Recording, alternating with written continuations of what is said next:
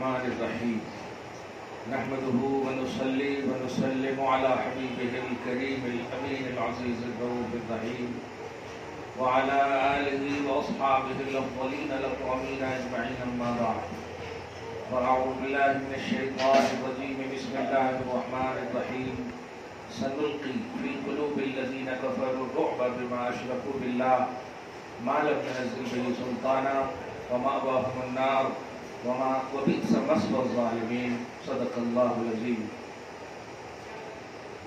حصول برکت کے لیے دھیرے دھیرے درود شریف پڑھیے۔ اللہم صلی وسلم وبارک علی سیدنا و شفیعنا و حبیبنا و مولانا محمد وآلہ و اصحابہ وبارک وسلم صلی اللہ تعالی علیہ وسلم۔ تشریق کا کچھ لمحہ آپ کے پاس ہمارے پاس بچا ہوا ہے۔ آج کی عصر تک تکبیر ہوگی، یعنی ابھی 2 نماز آپ کے پاس ہے۔ اللہ اکبر لا الہ الا اللہ واللہ اکبر وللہ الحمد۔ آپ اپنی آواز کے حساب سے ہر نماز فرض کے بعد 1 بار واجب ہے، 3 بار مستحب ہے، افضل ہے۔ 2 نماز آپ کے پاس ہے، اس کی بڑی عظمت ہے۔ پھر پتہ نہیں سال بھر میں ہمیں ملے یا نہ ملے۔ اللہ پاک ہمارے پچھلے گناہوں کو معاف فرمائے اور آنے والے لمحات پچھلے سے بہتر فرمائے۔ آپ سب کی قربانیوں کو قبول فرمائے، اس میں جو کمی بیشی ہوئی ہو اللہ پاک معاف فرمائے۔ اللہ کے کلام کا درس شروع ہوا ہے۔ آتے آتے رات میں تو پتہ نہیں، میں تو یہی سوچ رہا تھا کہ اشتیاق صاحب کا ابھی تک کوئی ٹھیک نہیں آیا ہے۔ ہاں، سویڈن میں قرآن پاک کی بے حرمتی کا معاملہ بڑا زور پر ہے۔ فرانس میں آگ لگی ہوئی ہے، انڈیا منی پور میں آگ لگی ہوئی ہے، پوری دنیا میں ایک افراتفری کا ماحول ہے، لیکن سب کا ٹارگٹ مسلمان ہے، اسلام ہے۔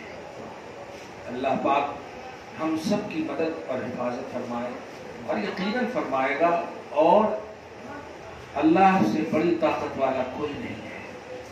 اور سب سے بڑی طاقت جب ہمارے ساتھ ہے تو ہم سب کو بھی چاہیے کہ ہم اس کے ساتھ ہوں۔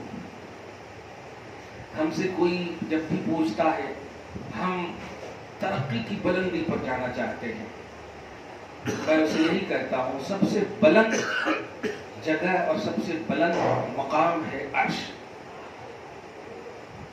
عرش سے اوپر کوئی بلندی نہیں، اور اس بلندی پر اپنی شان کے مطابق اللہ سبحانہ ہے۔ الرحمن علی العرش استوى، اللہ پاک عرش پر مستوی ہے۔ تو سب سے بلندی پانے والے کے لیے ضروری ہے کہ جو سب سے بلند ہے اس سے تعلق جوڑے رکھیں، اور وہ ہے اللہ سبحانہ۔ تو آپ آٹومیٹک سب سے بلندی پر پہنچ جائیں گے، اور آٹومیٹک آپ کو بلندی حاصل ہو جائے گی۔ جن لوگوں نے اس طرح کی حرکت کی ہے وہ کسی مذہب سے تعلق نہیں رکھ سکتے، اس لیے کہ کسی مذہب کی بیس اور بنیاد جو ہوتی ہے، اگر وہ مذہب ہے تو امن ہے، شانتی ہے، سکون ہے، اطمینان ہے۔ اسی لیے وہ مذہب ہے، کیونکہ مذہب کا مطلب ہوتا ہے چلنے کی جگہ، فالو کرنے کی چیز، روش اپنانے کا بہترین آئیڈیل، یہ ہوتا ہے مذہب کا معنی۔ وہ کیسا ہو سکتا ہے کہ قرآن پاک کے اوراق کو جلائے، معاذ اللہ ثم معاذ اللہ، پھر اسے پاؤں کے جوتے کو پوچھے؟ اللہ پاک غارت کرے، اگر زندہ ہے تو ہدایت نصیب فرمائے۔ بڑے بڑے ظالموں کو ہم نے دیکھے ہیں، حضور رحمت للعالمین پر، ان کے قلب اطہر پر اترے ہوئے کلام کی عزت رکھ لے اور اسے ہدایت دے دے تاکہ دنیا والوں کے لیے نصیحت بن جائے، یا پسپا کر دے تاکہ عبرت بن جائے۔ یہ بات ہمارے دل کی تھی، اور آپ اگر تھوڑی بہت بھی دیکھی ہوں گی تو دل ہو سکتا ہے ٹوٹا ہو، یقیناً ٹوٹے گا۔ کوئی مسلمان قرآن کی بے حرمتی کیسے برداشت کرے؟ ہمیں یاد ہے کہ تقریباً 2002 یا 2003 کی بات ہے، ڈنمارک میں لفظ اللہ کی توہین کی گئی تھی۔ لفظ اللہ، یہ تو کلام اللہ ہے، یہ تو خدا کی بول ہے. لفظ اللہ تو ہم لکھتے ہیں, یہ تو خدا نے لکھا ہے. اس لیے اللہ سے ریلیٹڈ کسی بھی چیز, ہم ابھی چلتے ہیں راہوں میں, ہم اردو دیکھ لیتے ہیں اور اس پر خصوصاً بسم اللہ وغیرہ لکھا ہوا ہو تو ہم اردو جب دیکھ لیتے ہیں تو اس کی قدر کرتے ہیں. اللہ رسول لکھا ہو, محمد لکھا ہو تو اس کو تو پوچھ کر کے اپنے سینے سے یا کسی اچھی جگہ پہ رکھ دیتے. ہم بلیور قوم ہیں, ہم بلیو کرتے ہیں, اور بلیو کی جاتی ہے اچھی چیز کو, بری چیز کو نہیں. اللہ پاک آپ کے ہم سب کے سینوں کو حبیب پاک کی محبت کا مدینہ بنائے رکھے. اب جو آیت کریمہ آ رہی ہے ایک دم کنٹینیو سنیں, کیونکہ ہمیں اب جانا ہے اہل بیت. سمجھ رہے, جد الانبیاء کے بعد اب اہل بیت نبی مصطفیٰ صلی اللہ علیہ وسلم کے پاس جانا ہے. اب یہیں سے ہم تمہید کرتے ہیں اور بنیاد ڈال دیتا ہوں کہ تحفظ قرآن کا نام ہے حسینیت. قرآن کے تحفظ کا نام ہے حسینیت, اور حسینیت کے سامنے کبھی پریکٹیکلی طور پر یا تھیوری کی دنیا میں کسی بھی طرح سے یزید اور یزیدیت ٹک نہیں سکی ہے. ہمیشہ زیر حسین حق ہے, یزید باطل ہے. جاء الحق وزهق الباطل, حق ابھرے گا, اللہ پاک نے اس کی فطرت میں رکھ دی ہے, اور باطل مٹے گا, اللہ پاک نے اس کی بھی فطرت میں رکھ دی ہے. اس لیے اگر کسی نے قرآن کو اس طرح کرنے کی کوشش کی ہے تو آج بھی حسین کی روح پاک انہیں للکار رہی ہے. اللہ پاک کسی حسینی کو پیدا فرمائے اور اسے کیفر کردار تک پہنچا دے. سنیں قرآن پاک کیا کہتا ہے, اور آج سے ہم بالکل قرآن پاک کے خوبصورت درس میں محو ہو جاتے ہیں. اللہ سبحانہ فرماتا ہے سنلقی, آیت نمبر 151, سنلقی فی قلوب الذین کفروا الرعب بما اشرکوا باللہ. کیا بات ہے, اے ایمان والیو, اے ایمان والو, آپ ذرا ایک دم پرسنل اور پورے طور پر کمپلیٹلی مومن بن کر کے یہ بات سنیے. اور وہ بیٹیاں یا وہ بہنیں جو غیروں کے جنگل میں کسی بھی طرح سے جانے کے کگار پر ہیں, معاذ اللہ, اور ابھی تو میڈیا میں جو UCC یکساں سول کوڈ یہ سب کی جو حرکت چل رہی ہے, یہ حقیقت میں کچھ نہیں ہے. میں مطلب انڈیا کے قانون کو انٹرنیٹ سے لے کر پڑھا ہوں, اس میں اتنے قانون ہیں کہ میں سمجھتا ہوں کہ بڑے بڑے قانون داں کو سب یاد نہیں ہوگا. تو قانون بنانے سے کچھ نہیں ہوتا, آپ جو ہیں وہ ہیں الحمدللہ. کل بھی طلاق کے حوالے سے دیگر تمام چیزوں کے حوالے سے باتیں ہوتی تھی. آپ سوچیں نا, حضور کے پاس بیک وقت 9 بیویاں صلی اللہ تعالی علیہ وسلم رضی اللہ عنہ, لیکن ایک بھی بیوی کو آپ صلی اللہ علیہ وسلم نے طلاق نہیں دی. پیٹ پہ پتھر باندھ کر کیسے پالا. بیوی کا رسپیکٹ سیکھنا ہو تو ایک بیوی کے بارے میں تم ٹرپل طلاق, یہ طلاق, وہ طلاق کی بات کر رہے ہو, نبی سے سیکھو. اور ہم نبی کو آئیڈیل مانتے ہیں, مسلمان کو آئیڈیل نہیں مانتے. اسلام کے لانے والے محمد عربی صلی اللہ علیہ وسلم کو آئیڈیل مانتے. مگر سنیں آپ, جو میں جملہ دینے جا رہا ہوں, سورہ طلاق کو جب آپ مطالعہ کریں گی تو سورہ طلاق کا پہلا لفظ ہے یا ایھا النبی اذا طلقتم النساء. یا ایھا النبی, یہ ایک دم سنگولر کا سینٹینس ہے نہیں, نبی, اور طلقتم النساء یہ پلورل کا سینٹینس ہے, اے نبی. اب اس کے بعد جو ہے ایک دم ڈاٹ ڈاٹ ڈاٹ ہے, سمجھ لیے. اب اس کے بعد رکیے, اے لوگو جب تم عورتوں کو طلاق دینا چاہو, اے نبی اور اے لوگو, کیا بات ہے, کیونکہ نبی نے کسی بیوی کو طلاق نہیں دیا, اور جب نہیں دیا اور طلاق کی آیت پوری سورت اتری ہے نبی پر. اس کا مطلب طلاق یہ پارلیمنٹ میں بیٹھ کر اس کی تحقیق کرنے کا معاملہ نہیں ہے, یہ اللہ کی جانب سے طے شدہ چیز ہے. اس کے جو پروسیجر ہوں گے وہ اسلام میں ایک دم تفصیل سے ذکر ہے. اس لیے آج بھی ہماری بہنیں اور بیٹیاں جب بھی اس سے پڑت ہوتی ہیں تو وہ شرعی عدالت کھٹکھٹاتی ہیں. اور جن بیٹیوں اور بہنوں نے دنیا کے وکیلوں کے پاس اپنے آپ کو دوڑایا ہے وہ کل بھی نہیں فیصلہ پا سکی اور آج بھی نہیں فیصلہ پائیں گی. شرعی عدالت جاؤ, بغیر پیسے کے تمہارا فیصلہ آٹومیٹک کر دیا جائے گا. اسلام میں پابندی ہے اور اسلام میں پابندی نہیں بھی ہے. اسلام میں پابندی آپ کے فریڈم رائٹس کے حوالے سے ہے, آپ کی آزادی کے حوالے سے. میں ایک بار ہمیشہ مثال دیتا ہوں, ایم پی سے سب لوگ نہیں مل سکتے، وزیر اعلیٰ سے سب لوگ نہیں مل سکتے، اس کے خاص دائرے ہوتے ہیں. تو کیا سب لوگ کا نہ ملنا یہ ایم پی کی توہین ہے؟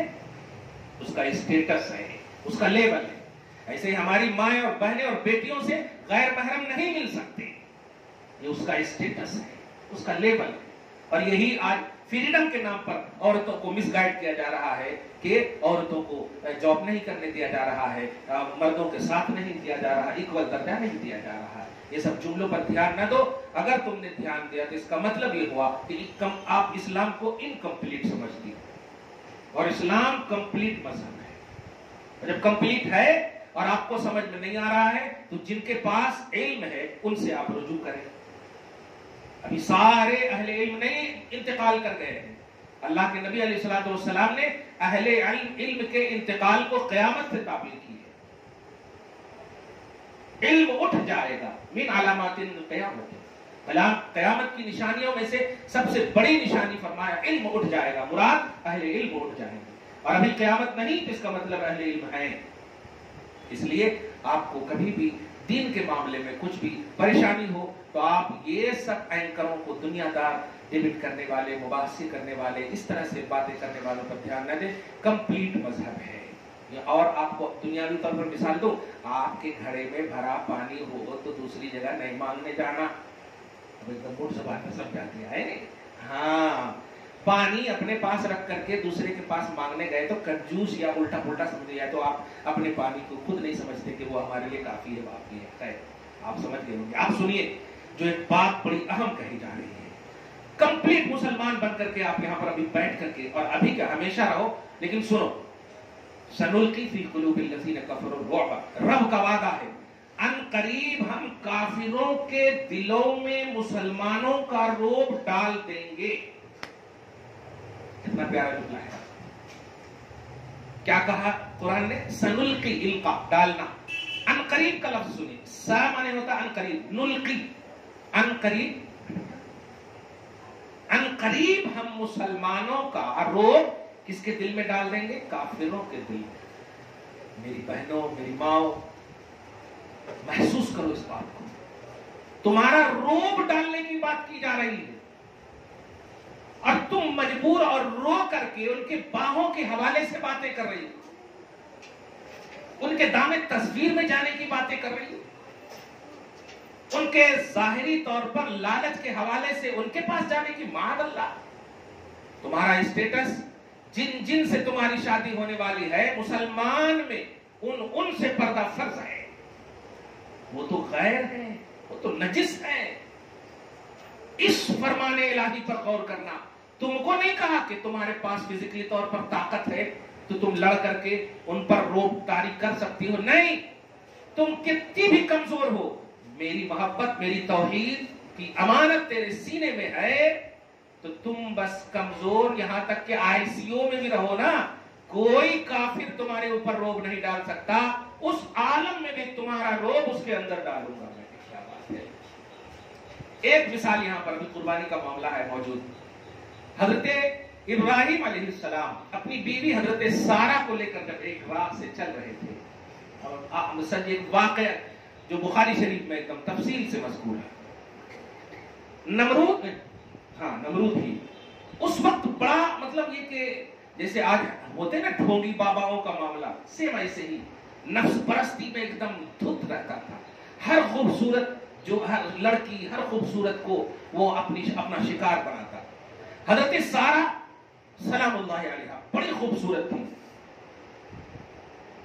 اب آپ سوچیں کیسے بچنا ہے، لیکن آپ بچیں گی یہ عقیدہ نہ رکھو، خدا آپ کو بچائے گا یہ عقیدہ رکھو. آپ اگر آپ نے یہ سوچا کہ میں بچ سکتی ہوں فزیکلی طور پر، میں نے کراٹے سیکھے ہیں وغیرہ وغیرہ، جم کیے ہیں، نہیں نہیں نہیں، کچھ بھی آپ کے پاس طاقت ہو، یہ طاقت کو حوالے کر دو رب کے، بس بڑے سے بڑا زیر ہو جائے گا. حضرت سارہ اور حضرت ابراہیم علیہ السلام یہ دونوں ایک مرتبہ بیٹھ کر کے بات کی کہ دیکھو تم میری بیوی ہو، یہ حقیقت ہے، لیکن توحید کی دنیا میں، شریعت کی دنیا میں، مذہب کی دنیا میں مومن کو، بلیور کو آپس میں بھائی بھائی کہا گیا ہے.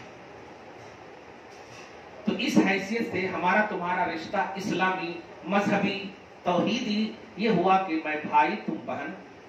جب بھائی بھائی کو بھائی کہا گیا تو اس کی بہن کو بہن کہا جائے گا. تو ایسا ہے کہ نمرود جو ہے بہن کا رسپیکٹ کرتا ہے. کوئی اگر بہن بھائی کا رشتہ بول دے کہ یہ میری بہن ہے تو پھر اس کو ہوس کا شکار نہیں بناتا. تو میں اس نیت سے اگر وہ پوچھے گا یہ کون ہے تو میں کہہ دوں گا حاضری اختی، یہ میری بہن ہے. نیت میں ہم دونوں ہیں، وہاں پر غصہ نہیں جانا کہ میں تمہاری بیوی ہوں تم نے بہن کیسے کہہ دیا. تو پہلے ہی سے ڈسکس کر لیا، طے کر لیا. کہا ٹھیک ہے، بچنے کے لیے تو ہونا ہی چاہیے. تدبیر دیکھیے، جد الانبیاء ہیں، ابو الانبیاء ہیں، امام الانبیاء ہیں، شیخ الانبیاء حضرت ابراہیم علیہ السلام ہمیں کیا درس دے رہے ہیں. کہا ٹھیک ہے. چنانچہ ایسا ہی ہوا.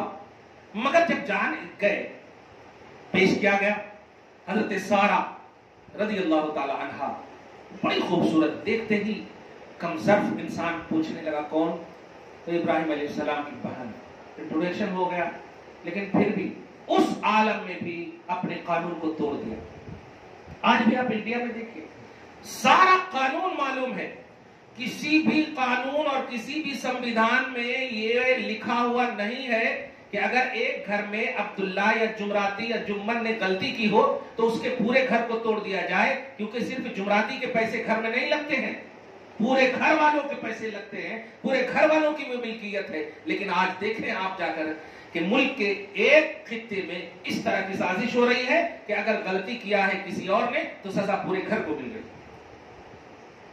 تو قانون کا النگھن، قانون کی جو دھجیاں اڑ رہی ہے وہ دیکھیں. یہ اسی یعنی جب سے دنیا قائم ہے یہ ہے.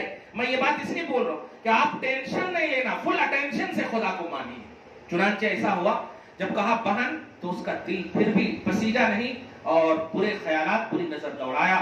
اور جب روم میں تنہائی میں لے گیا تو اس وقت ایک جملہ کہا تھا، ماں اس کو آپ یاد رکھنا، اگر کبھی تنہائی میں کہیں پھنس جاؤ یہ واقعہ ضرور یاد رکھنا. کبھی ایسا ہو ٹینشن نہیں، فل اٹینشن سے. جب کل اللہ نے بچایا ہے مقدس خاتون کو تو ان کی فالوور کو بھی انشاءاللہ بچائے گا. چنانچہ جیسے ہی کہا تو انہوں نے جملہ کہا، تم نے تو بہن کی دھجیاں اڑا دی. نمرود کہا وہ سب کچھ بھی نہیں.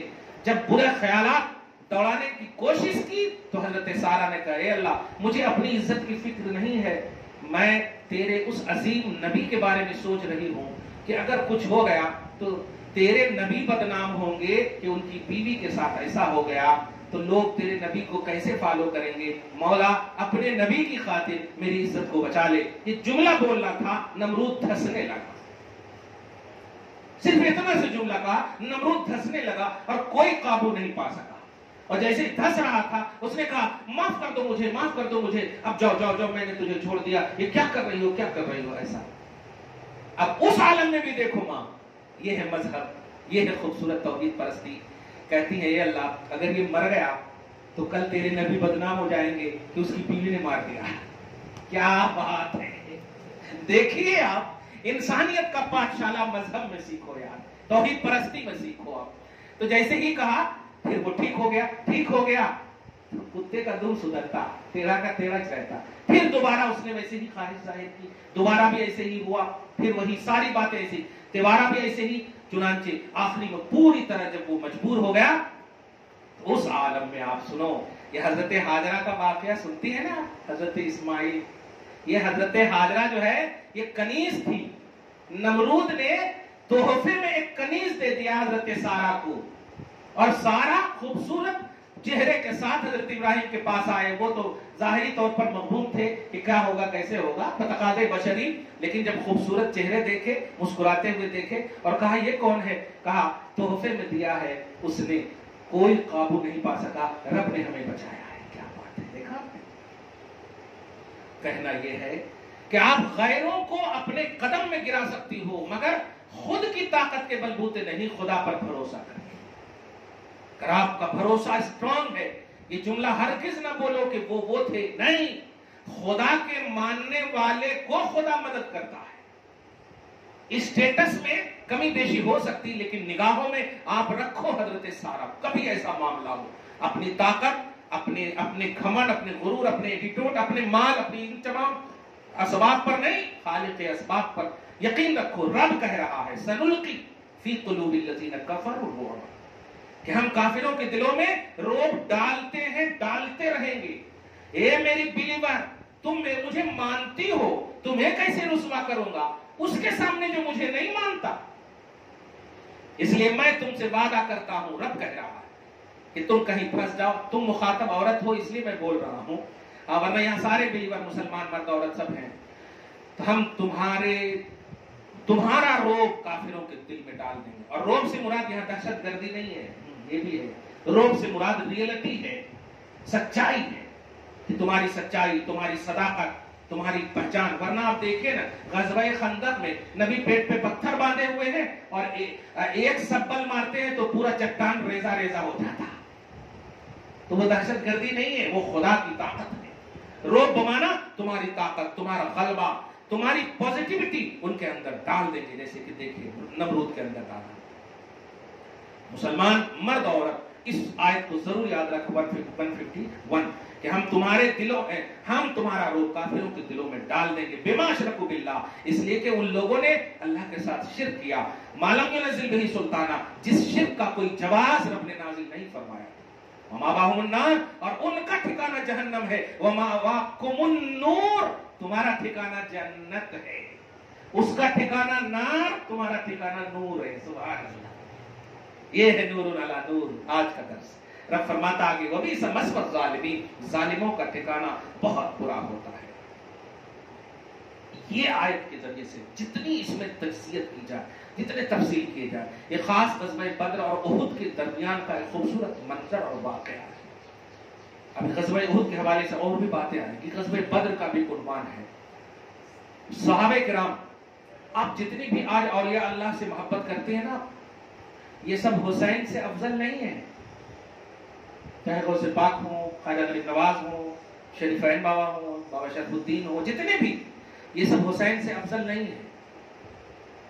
اہل بیت اطہار جو سلسلے کے آپ دیکھیں، امام حسین، امام زین العابدین، امام باقر، امام جعفر، امام موسیٰ، یہ سب جو آپ شجرے کو آپ دیکھیں، ان سے افضل نہیں ہے۔ آتے آتے آپ 500 برس کے بعد حضرت غوث پاک کی بارگاہ میں آئیے، غوث پاک سے افضل خواجہ نہیں ہے۔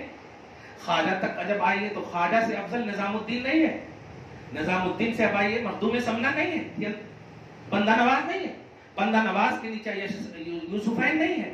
تب یہاں سے دیکھ جاتے ہیں، لیکن آپ قسم خدا کی مجھے یقین ہے کہ جب بابا شرف الدین کا بھی عنوان آتا ہوگا تو وہ رسپیکٹ، وہ احترام، وہ عزت، کیا کہنا، یہ بلیور کا ایک عنوان ہے۔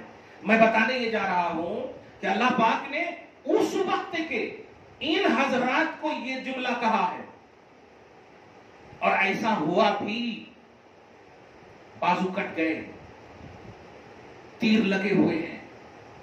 اب کیا سوچتی ہے؟ یوں ہی آپ کے پاس اسلام آ گیا ہے، 4 رکعت ظہر پڑھ لیے، پھر موبائل میں مگن ہو گئے، سنت چھوڑ دیا، نوافل کی کثرت تو چھوڑے، اب تو سنت بھی لوگ پابندی سے نہیں پڑھتے۔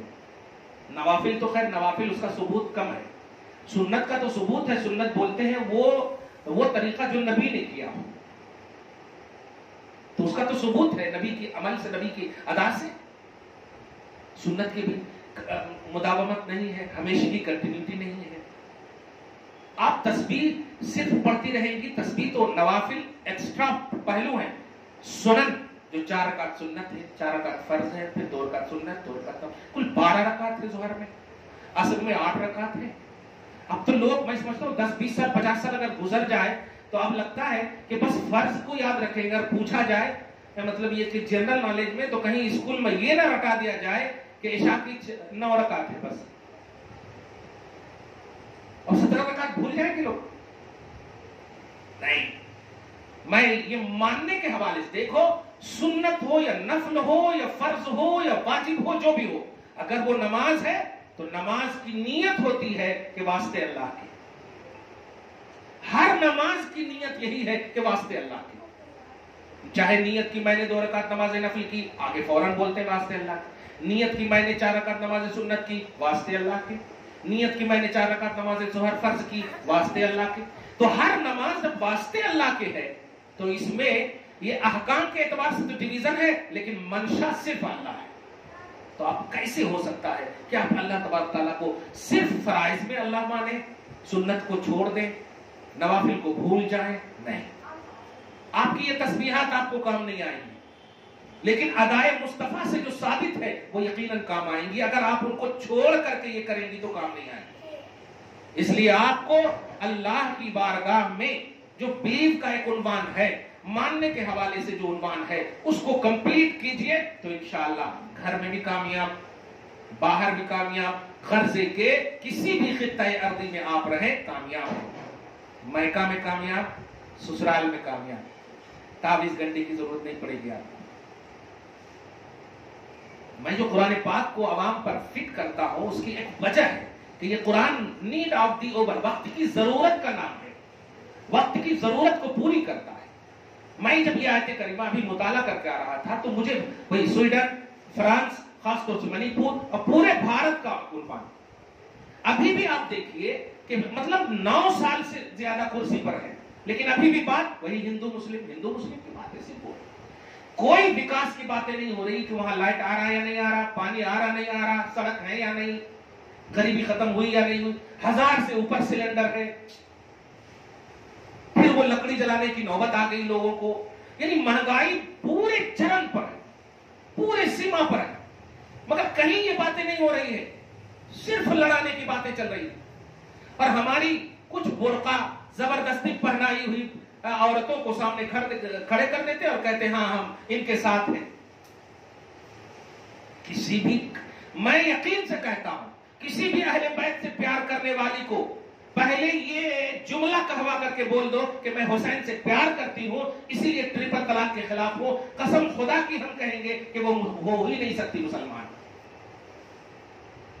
ہو ہی نہیں سکتی وہ مسلمان، کیونکہ مسلمان کا جو ہیرو ہے، مسلمان کا جو قائد ہے وہ محمد رسول اللہ صلی اللہ علیہ وسلم ہے، اور وہ مان چکی ہے، وہ ان کے ایمان میں ہے، وہ بھوکی بھی رہتی ہے اور نبی کا نام آتا ہے تو انگوٹھا چوم لیتی ہے، الحمدللہ، کیونکہ یہ فزیکلی طور پر یا دنیاوی طور پر کسی بھی طرح سے نہیں۔ اسی لیے تو آپ جانتے ہو جب بھی میں موت کے فلسفے پر بیان کرتا ہوں نا تو اتنا حسین موت کا ڈر جانتے ہیں صرف اس لیے لگتا ہے کہ اعمال ہمارے سیاہ ہیں، ورنہ موت اتنی خوبصورت نعمت ہے، جملے پہ غور کرو، موت سب سے اعلیٰ نعمت ہے، آج میں ذمہ داری سے یہ جملہ بول رہا ہوں، اتنی بڑی اور اعلیٰ نعمت ہے کہ بتاؤ مرنے سے پہلے آپ تڑپتی ہو نبی کے لیے،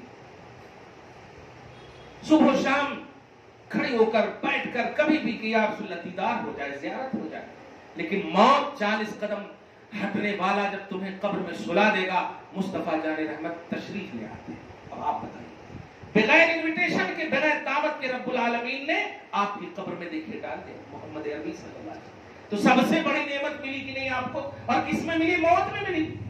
ہم جو ڈرتے ہیں موت سے صرف اس لیے کہ ہمارے اعمال اچھے نہیں ہیں، ورنہ اگر اس طرح سے سوچیں تو ہم کہیں گے اے موت کل کے بجائے آج ہی آ جانا اگر مصطفیٰ سے ملاقات ہونے والی۔ اس شوہر سے پوچھئے یا اس بیوی سے پوچھئے جو بہت پیار کرتے ہیں اور اس کا شوہر پردیس میں رہتا ہوں، خالی یہ کہہ دے کہ میں آ رہا ہوں، اتنا سی جملہ بول دے، سوچئے پوزیٹیوٹی کا عالم، سارا غم بھلا دیتی ہے، میرا شوہر آ رہا، میرا محبوب آ رہا ہے۔ یہ اگر مطلب آپ اپنے سینس میں لا دیں کہ تمام محبت کرنے والے ایک طرف، محمد عربی صلی اللہ علیہ وسلم ایک طرف، کیا اس غزوے کے حوالے سے نہیں بتایا تھا میں نے آپ کو؟ باپ مر گیا، شوہر مر گیا، بھائی مر گیا، یہاں تک کہ بولا بھی جا رہا ہے کہ یہ مر گئے، یہ مر گئے، تمام اس وقت کی عورت نے ایک ہی جملہ کہا تھا، ارے یہ بعد میں گنانا کہ شوہر مر گیا ہے یا باپ یا بھائی مر گیا ہے، پہلے یہ بتا کہ محمد ہے یا نہیں۔ کیا بات ہے! جب آواز آئی کہ بے شک محمد ہے تو ایک ہی آواز آئی، جب سب سے زیادہ پیار کرنے والا موجود ہے یہاں سے لے کے آخرت تک، تب ہمیں کسی کی ضرورت نہیں۔ شوہر تو ہمیں قبر میں سلا کر چھوڑ دے گا، چلا جائے گا، لیکن محمد تو وہ ہے کہ دنیا میں بھی ہمارے لیے رحمت للعالمین ہے، قبر میں بھی ہے اور حشر تک ہے، جنت کے حصول تک کی راہوں میں ایسا محبوب۔ اس لیے اس تصور میں، اس آئینے میں اپنی پوزیٹیوٹی کے ساتھ لائف گزاریے۔ سانس آپ نہیں محنت کرتی ہو لینے اور دینے کے لیے، وہ رب دیتا ہے۔ کوشش کیجئے کہ آپ ایمان میں کامل ہوں تو اللہ فرماتا ہے کہ آپ کا روب ہم غیروں کے دلوں میں ڈال دیں گے، یہ میرا وعدہ ہے۔ دعا ہے اللہ تعالیٰ آپ کے دلوں کو نور ایمان سے ہمیشہ منور فرمائے اور سکون کی زندگی نصیب فرمائے۔